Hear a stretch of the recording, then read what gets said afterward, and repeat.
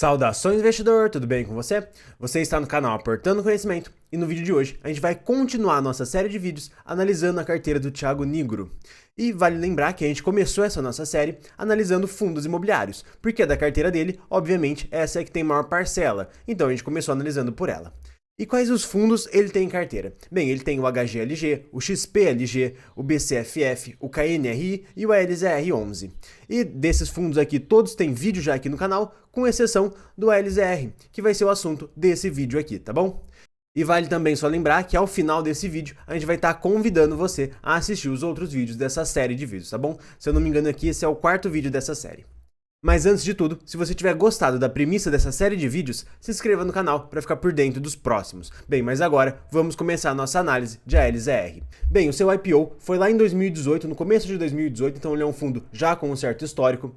E esse fundo imobiliário, ele investe em diferentes imóveis de diferentes segmentos, ou seja, ele é um fundo híbrido. Isso aqui é um pouco diferente, geralmente a gente tem fundos imobiliários que investem em lajes, fundos imobiliários que investem em setor logístico. Já o ALZR não, ele investe em imóveis que na visão dele são bons, independente do setor que seja esses imóveis.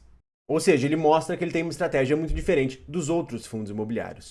Um outro ponto importante de destacar é que o patrimônio líquido dele é por volta de 740 milhões de reais, o que mostra que ele está longe de ser um dos maiores fundos da bolsa. E vale sempre lembrar que quando a gente investe em fundos imobiliários, geralmente os maiores fundos imobiliários são também os melhores. Isso porque quanto maior o fundo cresce, mais ele consegue diluir os riscos sem diluir o retorno. Então você continua com um retorno igual, só que o seu risco vai diminuindo, e é por isso que um fundo imobiliário crescer é tão interessante para o investidor. E também as taxas desse fundo imobiliário estão muito em linha com o mercado, é de 0,95% ao ano sobre o valor patrimonial.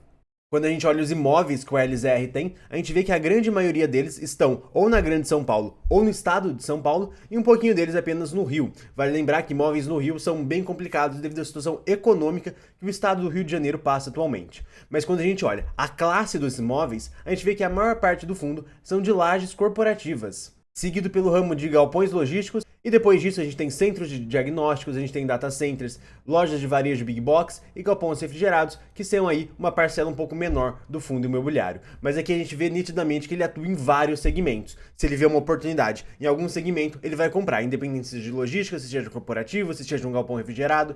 Uma outra coisa muito interessante desse fundo que vale a pena ser destacado é que 100% dos contratos dele são atípicos, ou seja, 100% são contratos de longo prazo, com uma multa muito alta caso haja rompição desse contrato, o que garante que o fundo mantenha esses seus rendimentos mesmo durante uma crise, por exemplo. Então isso não é um problema para o investidor ter que ficar pensando, será que nos próximos 2 anos vai ter uma crise muito forte no setor de lajes corporativas, isso vai impactar o ALZR? Não, não vai, os contratos deles são atípicos. E é muito difícil você ver um contrato atípico sendo rompido, porque a multa para fazer isso geralmente é muito alta.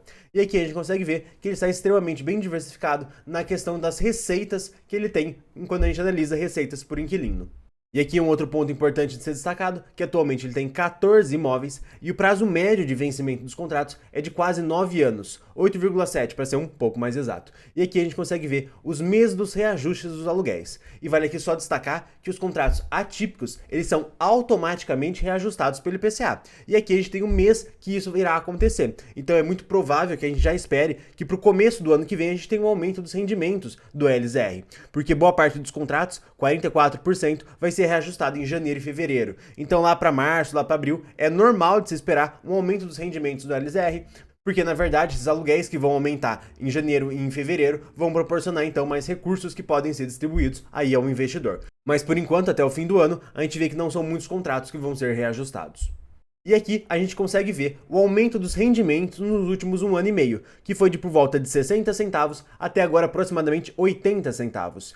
E tá bom, da onde que veio esse crescimento? Como que a gestão conseguiu gerar valor ao investidor? Basicamente foi com a compra acertada de 2 imóveis, aqui a aquisição da Balduco e da Fenza, que ela conseguiu fazer essa aquisição com os recursos da 4ª emissão de cotas e também com o aumento da inflação, porque como os contratos atípicos são automaticamente corrigidos pela inflação, automaticamente o aluguel dos imóveis acabou subindo e isso proporcionou mais recursos para a gestão distribuir como rendimentos. E vale aqui também só avisar que ela vendeu recentemente um imóvel, isso gerou um lucro gigantesco de R$ 4,88 por cota. Então no mês de setembro ela distribuiu mais do que R$ 5,00 de dividendos, isso porque essa aquisição desse imóvel foi extremamente acertada e conseguiu gerar bastante valor aí ao investidor.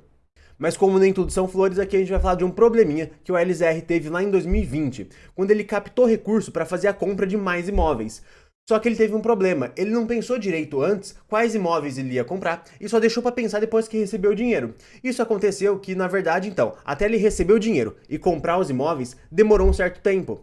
Tá bom, só que na época a Selic estava em 2%.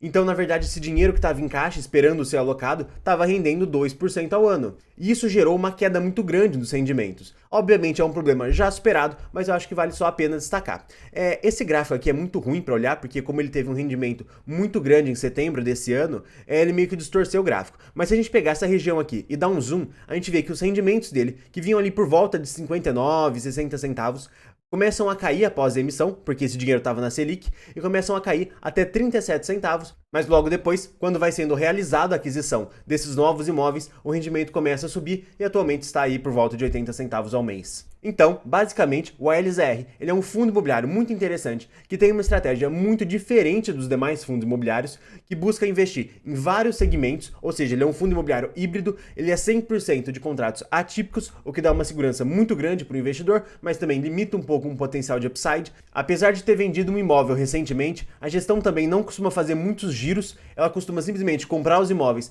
e usufruir do aluguel deles, então ela não consegue ficar comprando, depois vendendo, depois comprando de novo, depois vende outra coisa.